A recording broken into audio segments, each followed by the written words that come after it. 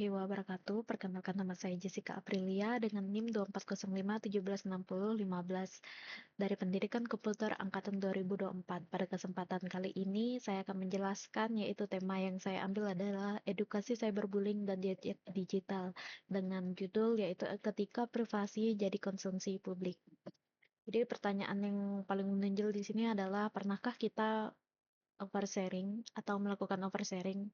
Nah, jadi oversharing itu seperti misalnya kita upload lokasi secara real time, membagikan masalah pribadi ke publik, mengunggah foto kartu pelajar, tiket barcode, atau share aktivitas harian terus-menerus dan membagikan data pribadi tanpa sadar. Nah, biasanya ini sering kita lakukan, misalnya yang paling baru-baru ini adalah fitur terbaru yang ada dari Instagram, misalnya membagikan instan ataupun membagikan lokasi kita di note atau di catatan. Nah, jadi oversharing sendiri adalah kebiasaan membagikan informasi pribadi secara berlebihan di internet atau di media sosial, baik secara sadar maupun tidak sadar. Misalnya contoh, kita membagikan alamat rumah, nomor telepon, jadwal kegiatan, lokasi saat ini, serta foto identitas dan curhatan yang berlebihan. Nah, di sini poin yang saya highlight adalah mengapa mahasiswa sering oversharing. Tentu yang pertama adalah ingin terlihat aktif dan eksis. Jadi banyak mahasiswa itu yang ingin supaya mungkin akunnya itu terlihat lebih hidup gitu. Dia mungkin, oh si mahasiswa A ini sering sekali aktif di akunnya, lalu dia juga ingin terlihat eksis supaya dia dikenal dengan orang lain, misalnya oh si A ini sering nongkrong ke kafe ini atau di kafe sana. Lalu di sini ada mengikuti tren media sosial, misalnya di tren media sosial itu misalnya kita sedang galau lalu kita menguploadnya ke sosial media, misalnya yang paling umum adalah story WA, lalu orang-orang itu berbondong-bondong mengupload story yang sama. Nah, itu adalah salah satu bentuk oversharing gitu. Jadi kita itu ibaratnya kita misalnya lagi sakit hati terus kita memberitahukan gitu kepada kontak yang kita simpan bagaimana perasaan kita saat itu. Lalu di sini ingin mendapat validasi atau perhatian. Nah, ini juga masih berhubungan dengan yang tadi, misalnya kita sedang sedih, kita tuh ingin seseorang itu memperhatikan kita. Lalu ada kurangnya memahami risiko privasi digital. Nah, jadi mengapa mahasiswa ini sering oversharing? Jadi mereka itu menganggap kalau misalnya mereka itu membagikan lokasi mereka, mereka itu menganggap oh orang tuh tahu kalau dia itu sedang sibuk, padahal itu merupakan suatu tindakan yang melanggar atau menimbulkan risiko dari privasi digital, di mana lokasi itu adalah sebuah privasi dari kepribadian seseorang. Lalu di sini menganggap followers adalah teman dekat. Nah, ini adalah salah satu contoh yang paling sering dan umum ditemukan. Misalnya kita di Instagram, kita kayak eh ibaratnya itu kita lagi buat CF atau close friend gitu, kita masukkan orang-orang random gitu.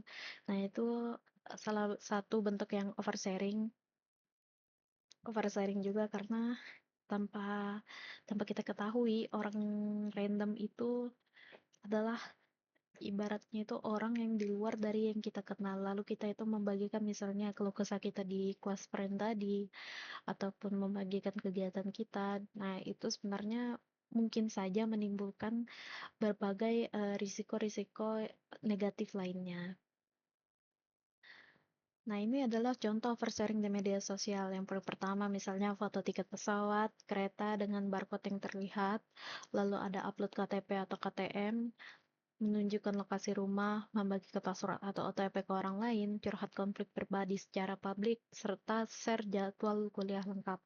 Nah, misalnya nih teman-teman pernah melakukan hal-hal yang ada di dalam contoh-contoh ini, mungkin bisa diperhatikan lebih lanjut lagi karena ini sangat berbahaya untuk teman-teman, karena em, ini sendiri bisa menimbulkan risiko kejahatan. Misalnya kalau kalau mungkin kita sederhanakan, misalnya ada seseorang stalker atau penguntit yang ingin melihat bagaimana aktivitas kita seharian, dia tidak perlu susah-susah misalnya membuntuti kita hingga ke rumah atau ke kos. Dia cukup melihat dari media sosial saja. Maka dia sudah tahu semua misalnya kegiatan kita pada waktu itu sedang ngapain atau kapan kita pulang dari kampus dan sebagainya. Lalu di sini ada yaitu bahaya oversharing, yaitu yang pertama ada pencurian identitas. Nah, misalnya di beberapa kasus orang itu orang orang tersebut mengambil identitas kita, lalu dia menggunakannya secara semena-mena. Misalnya dia melakukan hate speech atau hate comment gitu, tapi menggunakan identitas kita. Lalu ada penipuan online, ada peretasan akun, stalking dan doxing, penyalahgunaan foto atau data, serta cyberbullying. Nah, jadi di cyberbullying ini, mengapa oversharing ini bisa menjadi jadi mengapa bahaya oversharing ini bisa terkait dengan cyberbullying? Misalnya saat kita sedang meluapkan emosi kita, lalu ada misalnya teman kita yang tidak suka, lalu dia biasanya mungkin meng-screenshot story kita atau mungkin postingan kita, lalu dia itu menyebarkan kepada teman-temannya yang lain. Nah, itu adalah bentuk dari cyberbullying. Lalu misalnya ada juga foto-foto kita atau foto pribadi atau misalnya tadi yang sudah disebutkan foto tiket pesawat atau KTP. Nah, itu bisa juga orang-orang itu menjadikan bahan cyberbullying. Misalnya dia screenshot lalu dia membagikannya kepada grup-grup chatnya, lalu mereka mungkin mengejeknya dan sebagainya. Lalu di sini ada jejak digital. Jadi jejak digital adalah seluruh informasi yang tertinggal di internet akibat aktivitas digital seseorang. Nah, misalnya nih, mungkin di beberapa kasus itu ada beberapa orang yang memiliki algoritma algoritma Reels atau misalnya video-video TikTok gitu kan. Misalnya ada video lucu nih tentang seseorang. Nah, misalnya kita pada saat itu tertawa lalu kita mengetik sesuka hati kita. Misalnya kita malah mengatakan orang yang ada dalam video tersebut. Nah, itu adalah salah satu bentuk jejak digital, di mana hal-hal tersebut itu bisa kita mungkin pada saat itu hanya mengabaikan, tapi di kemudian hari itu bisa menjadi suatu bukti bukti konkret bahwa kita pernah melakukan cyberbullying begitu. Nah, misalnya ini dampaknya sulit mendapat pekerjaan, reputasi buruk di internet, konflik sosial, data digunakan pihak tidak bertanggung jawab, menjadi bahan cyberbullying, dan kehilangan privasi. Nah, selain misalnya dari komentar-komentar tadi yang bisa menyebabkan cyberbullying, misalnya juga nih teman-teman itu sering apa namanya, misalnya aja nih pernah share kalau dia itu di sekitaran klub-klub malam, lalu pernah di SS oleh seseorang yang lain, maka itu bisa jadi salah satu eh, bentuk dari negatifnya jejak digital, di mana itu bisa membuat reputasi seseorang itu buruk di internet. Lalu di sini ada juga sulit mendapatkan pekerjaan.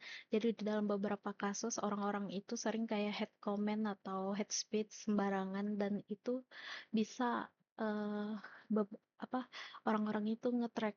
Jadi misalnya kayak kalau nggak salah kasus yang dulu tuh ada kayak ibu-ibu itu dia head speech di beberapa akun, lalu orang-orang itu tracking ternyata dia tuh misalnya kerja di BUMN, lalu mereka tuh menghubungi pihak HRD yang ada, lalu mereka pun bisa melakukan pemecatan gitu. Nah, itu dampak buruknya. Jadi misalnya nanti saat dia ingin mendaftarkan pekerjaan atau mengambil job lagi, maka dia itu sudah jelek reputasinya dan dampaknya adalah dia sulit mendapatkan pekerjaan. Nah, jadi itulah sekian dari saya mengenai cyberbullying dan jejak digital. Perlu diketahui bahwa em, cyberbullying adalah bukan hal yang baik untuk teman-teman lakukan. Jadi kita tuh harus benar-benar memanfaatkan media sosial itu dengan sebaik mungkin, tidak terlalu oversharing, tidak melakukan cyberbullying, bahkan kita juga perlu mengantisipasi yang namanya jejak digital yang telah kita lakukan. Misalnya kita mungkin lebih memperhatikan komentar yang kita tinggali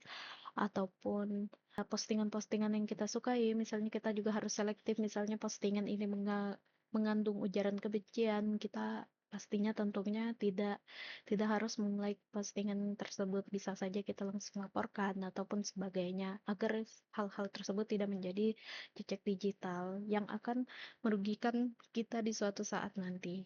Baik, sekian dari saya tutup. Wassalamualaikum warahmatullahi wabarakatuh.